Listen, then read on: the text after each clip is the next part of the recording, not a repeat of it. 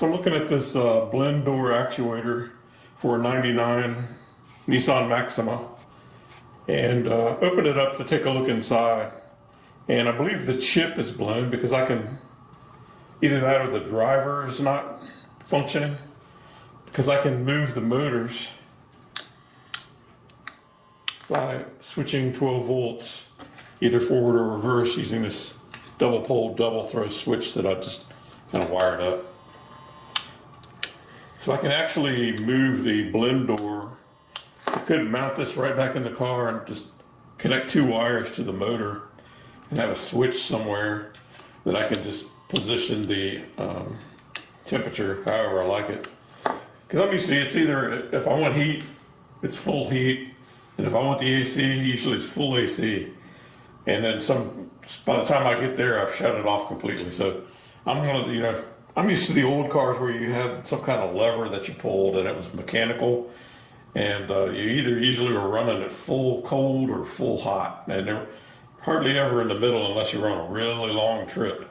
And then you could actually tweak it with a switch like this, and you can just eliminate the middleman, the computer and all that stuff, and control it manually like the old days. And I'm thinking about doing that. I might go ahead and try to buy this part if I can find it. I think it's the chip. Either the chip is bad or the signal from the control unit in the car is not functioning. I'm not sure which it is yet. But I can see this actuator works. And I'm very tempted just to retrofit this right back in the car and have my own control with a switch right here mounted somewhere under the dash and control it myself directly. The way it worked, there's three connections here, 3 pins, and it was plus 12, minus, and signal. See if I can zoom in on that better. It's not wanting to do it, but it's labeled on the PC board. If you can see that. Starting from this side, it's plus, minus, signal. And actually, if you pull this up, I'll show you what's underneath here. This is basically like just a servo. It's got feedback here.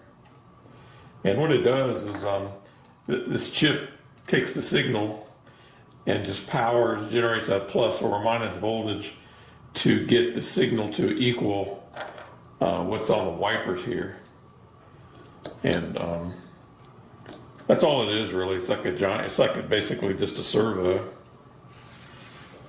And not real complicated. Just has one chip in it.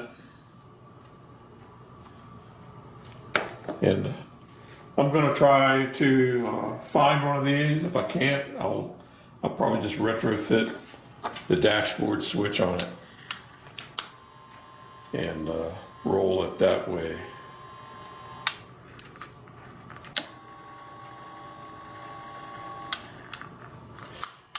The lever is the blend door is very easy to move. It doesn't take a lot of force. And I'll probably put a resistor in series with this motor, so to limit its torque and not burn up the motor. So I may not be able to hear it. I don't want to strip the gears. I just want to, so I'll do some experimenting and see what kind of voltage. Right now I'm running it at 11 volts. I'm going to take it down to say, let's see, here's 5 volts. Let's see if 5 volts does it. Yeah, 5 volts is enough to move it. And it's very strong, even at 5 volts.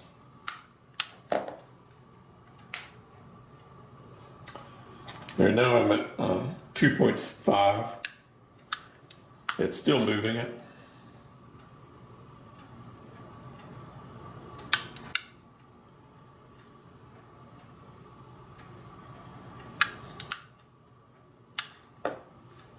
So, might be the control unit is messed up because, but I did apply voltage to this signal pin and I got no response through the wide range of voltages. So It makes me think that this chip here is bad.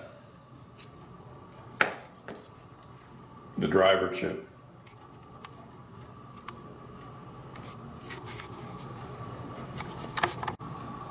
So I'm going to zoom in on the part number here. PP-GF30 plus M20.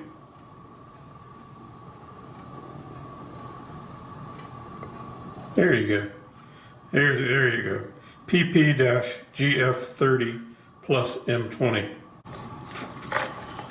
So I did pull up the board to see what's underneath here. And there's some surface mount resistors, and looks like maybe there's a diode there. I might check those out and see if I see any bad diodes. That could possibly be the problem. They're labeled pretty nicely.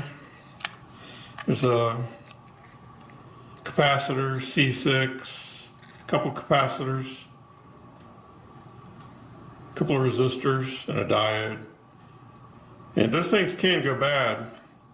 So I'll give those a quick look at and see if I can see any issue with that.